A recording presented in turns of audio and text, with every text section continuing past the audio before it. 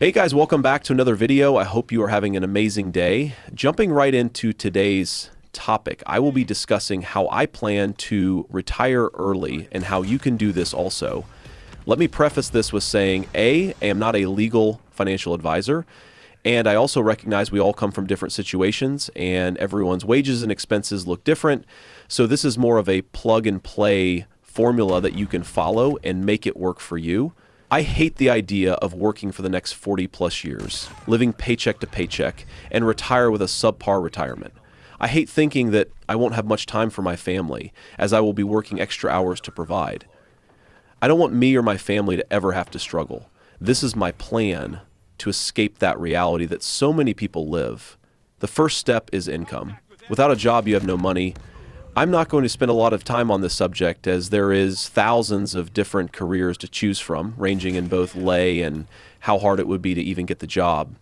Starting out, you most likely won't be able to make six figures right at the start, unless if you went to schooling for a particular career, and by either luck or research, you were able to put yourself in the perfect spot at the perfect time. You might get lucky to find somewhere starting at $20 an hour if you choose not to work somewhere that requires a college degree of some sorts.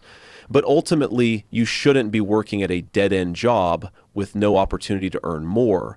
But assuming you do have a job, the next thing we need to discuss is expenses. If someone makes $100,000 a year and spends $100,000 a year, then by the time they are ready to retire, they will have nothing.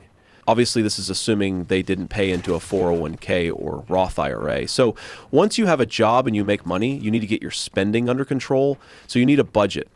A quick way you can do a budget is just go into your Notes app or write down on a piece of paper what your needed monthly expenses that are needed to just survive. This is your rent or mortgage, your electric bill, food, and things of that sort. No, Netflix is not a needed expense, but we will get to that. Next, you take your monthly income and subtract your needed expenses. If you are already negative, then there is a huge issue that must be solved immediately, but any means necessary. If you need to move back in with your parents or find a roommate or cut back on groceries, whatever you need to do to not be going negative just from surviving, assuming you aren't going negative every month, now you can see just how much money you could potentially be saving every month. This will probably be a wake-up call to a lot of people. Now, obviously, if you were living on just what is needed to survive, the chances of spiraling into some sort of depression is almost 100%. So we need some spending money on ourselves, but please keep this to a minimum. Now, the main way that I plan to reach financial freedom is adding an extra mandatory expense once I see how much money I have left over. This mandatory expense is an S&P 500 ETF. Literally, you can download the SoFi app, make an account, and look up VOO. This is a stock that follows the S&P 500 and earns 8-10% returns a year on average. This mandatory expense will look different for a lot of people. Some people can afford $500 a month, some people can afford $100 a month, some can afford $1,000 or more. The best way I like to envision what investing is compared to savings is by Googling interest calculator.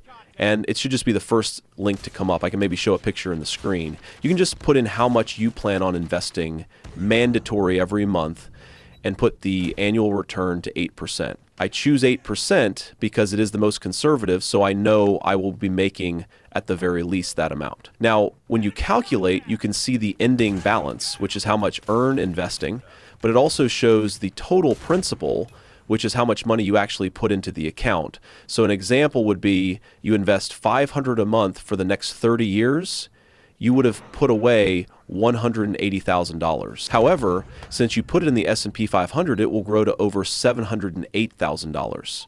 Just another analogy of how effective investing is.